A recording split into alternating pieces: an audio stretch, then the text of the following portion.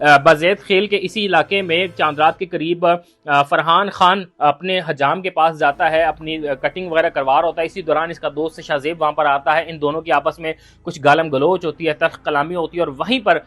جو ہے وہ اپنے بچپن کے دوست کو شاہ زیب خان قتل کر دیتا ہے، اس پر فائر کھول دیتا ہے۔ فائر لگتے ہی فرحان خان بہت زیادہ زخمی ہو جاتے ہیں اور ان کو قریبی جو ہے وہ میڈیکل فرسٹ ایڈ کے لیے ایڈمٹ کر لیا جاتا ہے، اور جہاں پر گزشتہ روز یعنی کہ پیر کی شب جو ہے وہ بتایا گیا کہ فرحان خان جو ہے وہ اپنے زخموں پر جانبر نہ ہو سکے، اور اتنی زیادہ حالت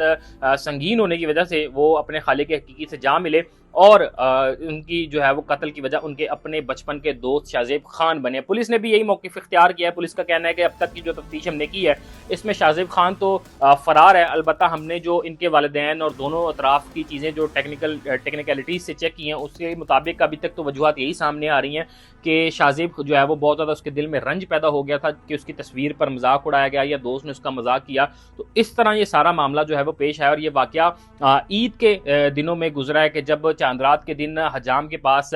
فرحان کٹنگ کروانے کے لیے گیا ہوتا ہے، اور ایسے میں اس کا اپنا دوست آ کر اس کو وہاں پر فائر مار دیتا ہے۔ تو آپ اس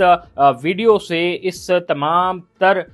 واقعے سے اندازہ لگا سکتے ہیں کہ ہمارے نوجوانوں کو اب کتنا محتاط ہونے کی ضرورت ہے۔ دوستی یاری بڑی قریبی ہوتی بھی ہے، لیکن اب دوسرے انسان کا مذاق اڑانے سے پہلے یا اس کے ساتھ مذاق کرنے سے پہلے آپ کو اس کی ذہنی کیفیت کا اندازہ کر لینا چاہیے کہ وہ کیا انسان وہ آپ کے ساتھ مذاق کرنے کی کیفیت میں ہے، وہ آپ کا مذاق برداشت کرنے کی سکت رکھتا ہے نہیں رکھتا، یا خدا نخواستہ وہ اس طرح کا کوئی اقدام کر لے کہ جس سے آپ کو بعد میں جانی نقصان اٹھانا پڑے اور آپ کے ساتھ ساتھ آپ کی پوری کی پوری فیملی کو یہ اذیت جو ہے وہ جھیلنی پڑے۔